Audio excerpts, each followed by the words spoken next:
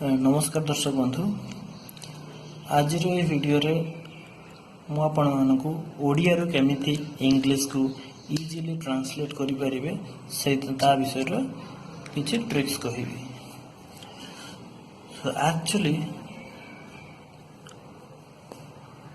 ओडिया जदि आपण भल से जानचंती ताहले इंग्लिश को ट्रांसलेट करिवा किंबा इंग्लिश कहिबा आपन को पई सेमति किछि असुविधा होबो नाही। मेन होची आपण किछि वर्ड जानिथिबा दरकार आउ बेसिक इंग्लिश टू ओडिया रो इंग्लिश को केमिति ट्रांसलेट करिवे ता पई कोन कोन बेसिक जिनिस दरकार सेही गुडी को सब जानिथिबा दरकार। सो मुदा प्रति से विषय रे किछि नुवा टिप्स आपन को देबा को चाहेबी। मे भी आपन जानिथिबे एटा किंतु केबे यूज करी माने एई भलिया जे एटा को यूज करा जाय आपन जानि नथिबे। सो ता पई एटा भाबुछ आपन पई यूजफुल हो।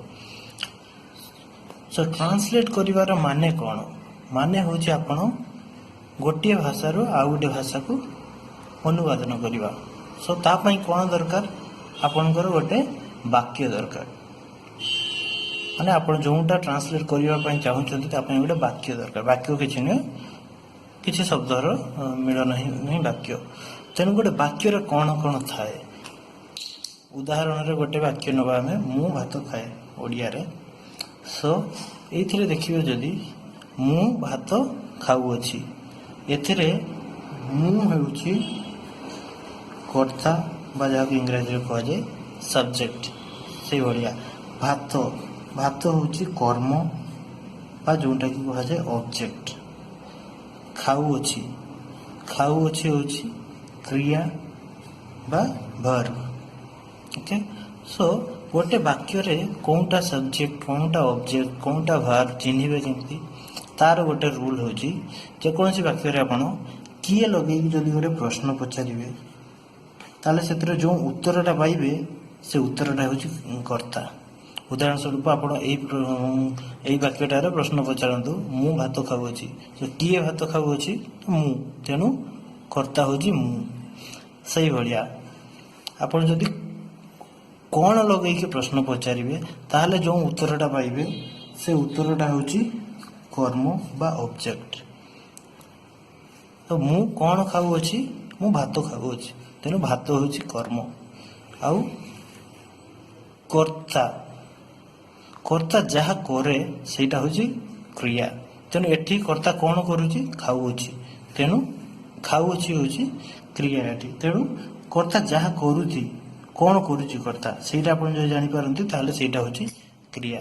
तेनु मेन आपनकर जे कोनसी वाक्य नेले भी सेतिरे कर्ता कर्म क्रिया ए तीनोटी अंश मेनली थिबा दरकार। ता परे अन्य एडिशनल किछि थाई पारे किंतु मेन ए तीनटा थिले जाई कि गोटे वाक्य सृष्टि हे पारे आपण गोटे वाक्य तयारी करि परिबे।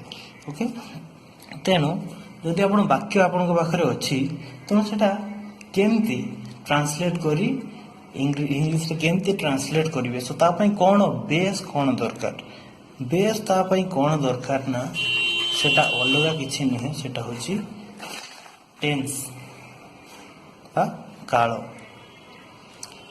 टेंस रो महत्व बहुत आपण टेंस जदि ठीक से न गोटे वाक्य रे ठीक से टेंस न लगै चंदी ताले से वाक्य रो माने किछि रहिबन ता अर्थ सब ओलट पालट हे जो।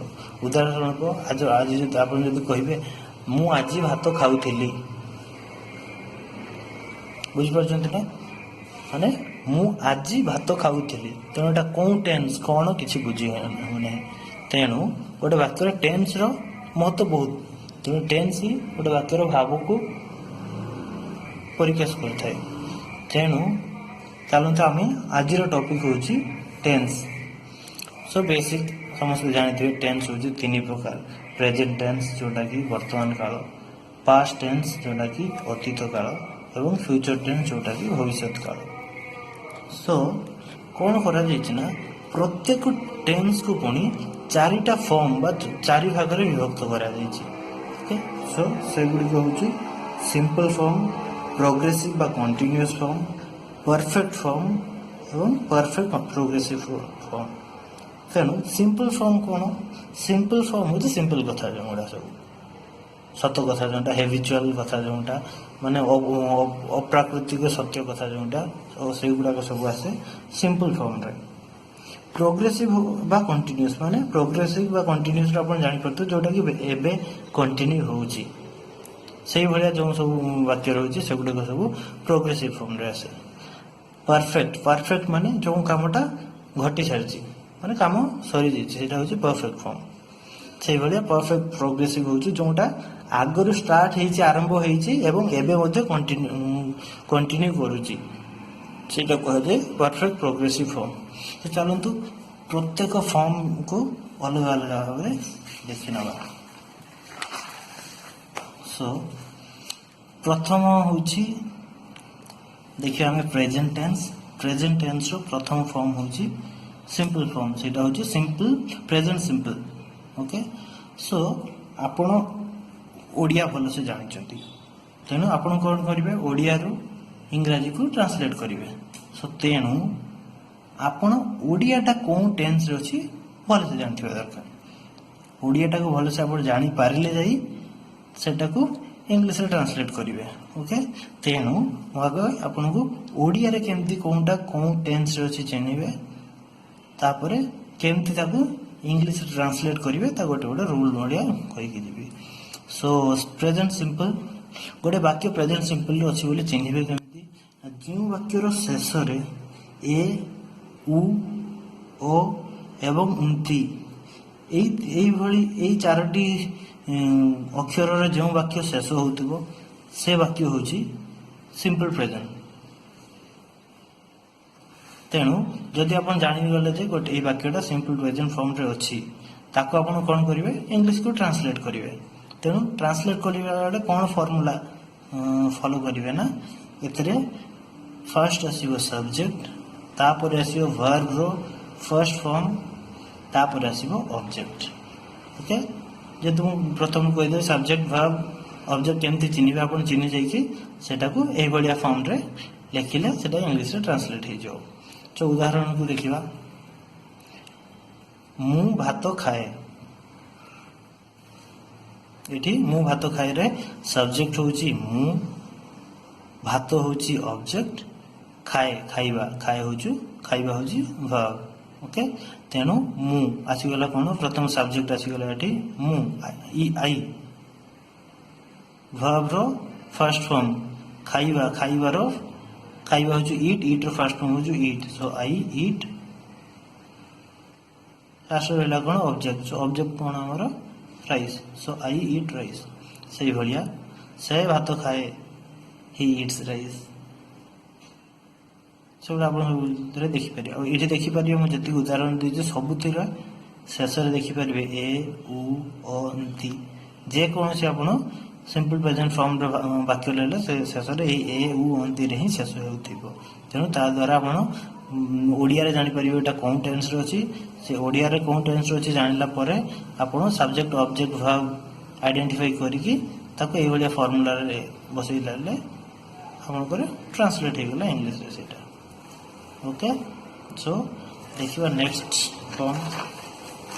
ଫର୍ମ ହେଉଛି ପ୍ରେଜେଣ୍ଟ ପ୍ରୋଗ୍ରେସିଭ ବା ପ୍ରେଜେଣ୍ଟ କଣ୍ଟିନ୍ୟୁଅସ୍।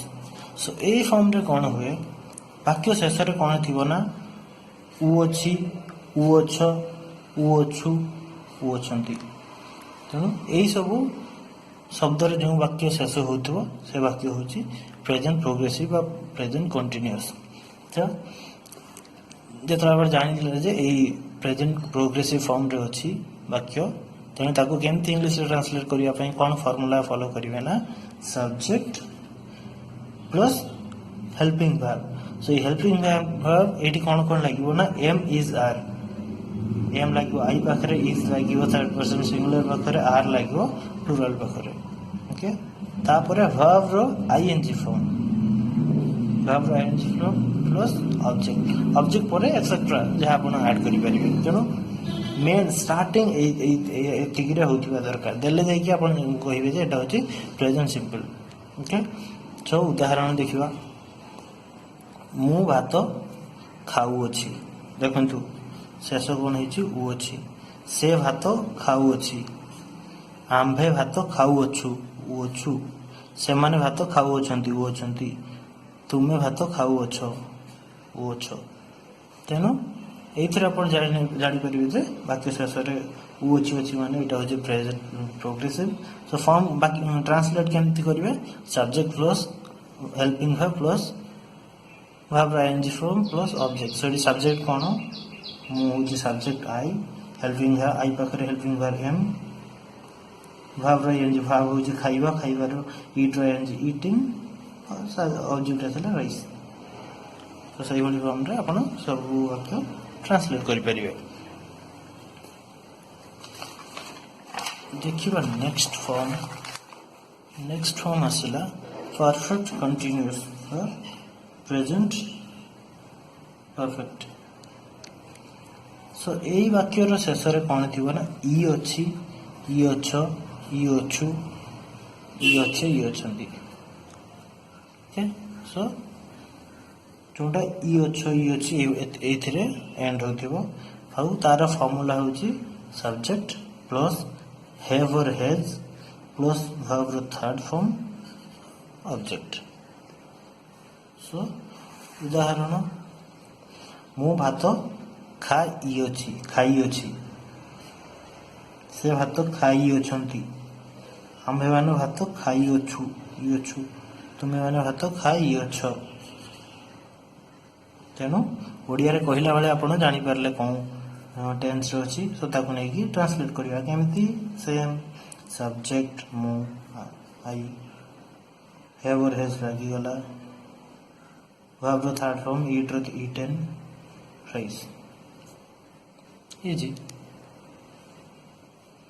ଓକେ, ସୋ ଏଥିରେ ଆପଣଙ୍କର କ'ଣ ମନେ ରଖିବାର ଅଛି ଯେ ବାକ୍ୟର ଶେଷରେ କ'ଣ ଅଛି, କେମିତି ଆପଣ ଓଡ଼ିଆରେ କେମିତି ଆଇଡେଣ୍ଟିଫାଇ କରିବେ ଯେ କେମିତି ଚିହ୍ନିବେ ଯେ ଏଟା ହେଉଛି ପ୍ରେଜେଣ୍ଟ ପରଫେକ୍ଟ ବୋଲି। ତେଣୁ ବାକ୍ୟ ଶେଷରେ କ'ଣ ଆସିଛି ସେଇଟା ଭଲସେ ମନେ ରଖିବାକୁ ହେବ ଏବଂ ତାର ଫର୍ମୁଲା, ଏଇ ଫର୍ମୁଲାଟା ମନେ ରଖିଲେ ଆରାମସେ ଆପଣ ଟ୍ରାନ୍ସଲେଟ୍ କରିପାରିବେ ଯେକୌଣସି ବାକ୍ୟ ହୋଇଥାଉ ଯେମିତି ହୋଇଥାଉ।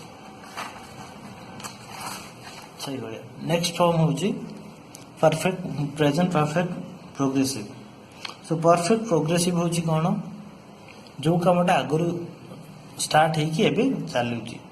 ସୋ ଆମର ସିମ୍ପଲ୍, ଆମେ ବାକ୍ୟ ଶେଷରେ କ'ଣ ଥିବ ନା ଇ ଆସୁଅଛି, ଇ ଆସୁଅଛ, ଇ ଆସୁଅଛନ୍ତି, ଇ ଆସୁଅଛୁ। ଏଇ ଶବ୍ଦରେ ଯେଉଁ ବାକ୍ୟ ଶେଷ ହେଉଥିବ ସେ ହେଉଛି ପ୍ରେଜେଣ୍ଟ ପରଫେକ୍ଟ ପ୍ରୋଗ୍ରେସିଭ। ସୋ ୟାର ଫର୍ମୁଲା କ'ଣ ନା ସେମ୍ ସବଜେକ୍ଟ ଆସିଲା, ତାପରେ ହେଭ୍ ଅର୍ ହେଜ୍ ଆସିବ, ତାପରେ ବିନ୍ ଲାଗିବ, ତାପରେ ଭାର୍ବର ଆଇଏନଜି ଫର୍ମ ଆଉ ଅବଜେକ୍ଟ। ଓକେ, ସୋ ଉଦାହରଣ ଦେଖିଲେ, ମୁଁ ଭାତ ଖାଇ ଆସୁଅଛି, ଇ ଆସୁଅଛି, ଆମ୍ଭେମାନେ ଭାତ ଖାଇ ଆସୁଅଛୁ, ଇ ଆସୁଅଛୁ। ମାନେ ଖାଇବା ଷ୍ଟାର୍ଟ ଆଗରୁ କରିଛୁ, ବର୍ତ୍ତମାନ ମଧ୍ୟ ଏଟା କଣ୍ଟିନ୍ୟୁ ହେଉଛି। ସୋ ଏହାକୁ ଯେମିତି ଟ୍ରାନ୍ସଲେଟ୍ କରିବେ ସେମ୍ ସବଜେକ୍ଟ ଲାଗିଗଲା ଆଇ, ଏଇ ଅଲଗା ଗୋଟେ ଲଗା। ଓକେ, ତୁମେ ଭାତ ଖାଇ ଆସୁଅଛ, ଇ ଆସୁଅଛ।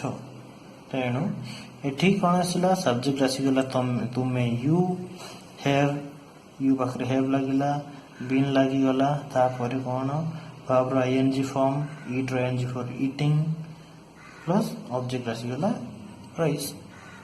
ସୋ ଯେକୌଣସି ବାକ୍ୟ ହେଲେ ବି ଆପଣ ଟ୍ରାନ୍ସଲେଟ୍ କରିପାରିବେ। ସୋ ମେନ୍ ହେଉଛି ଏତିକି, ଷ୍ଟାର୍ଟିଂରେ ଆପଣ ଏଇ ଫର୍ମୁଲା ୟୁଜ୍ କରିବାର ଅଛି। ତାପରେ ଭାର୍ବ ପରେ ଅବଜେକ୍ଟ ପରେ ଆଉ ଯେକୌଣସି, ମୁଁ ଭାତ ଖାଇଅଛି, ଆମେମାନେ 2 ଦିନ ହେଲା ଭାତ ଖାଇ ଆସୁଅଛୁ।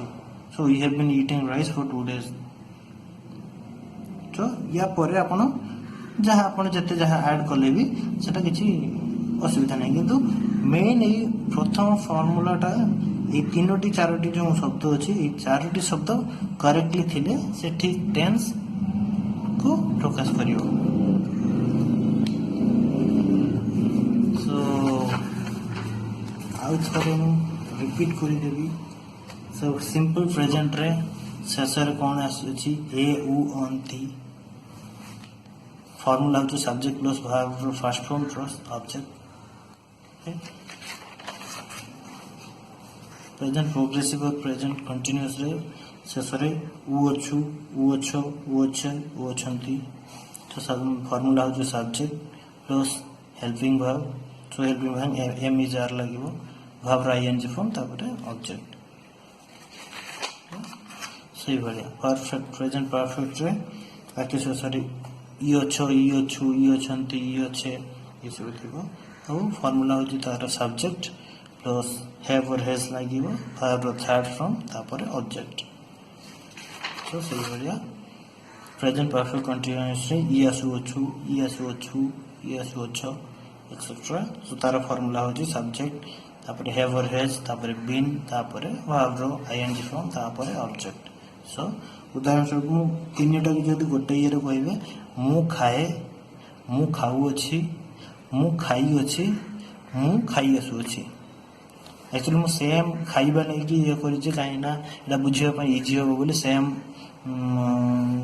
एग्जांपल देउछि सो आपन को पई बुझिया पई इजी हो सो मु खाए मु खाऊ अछि मु खाई अछि मु खाई आसु अछि so I eat I am eating I have eaten I have been eating so easy so ये हो आपण प्रत्येक टेंस रे मध्ये ट्रांसलेट करि परिबे आज तो खाली प्रेजेंट टेंस कथा कहले पुणी नेक्स्ट वीडियो रे मु आपन को पास्ट एवं फ्यूचर टेंस रो केमति आपन वाक्य गढ़िबे सेटा मु आपन को नेक्स्ट वीडियो रे जणाइबे सो जदि आपन को वीडियो भलो लागिथिबो जदि आपन किछि शिखिया पई पाइथिबे ताले वीडियो को लाइक करंतु शेयर करंतु थैंक यू।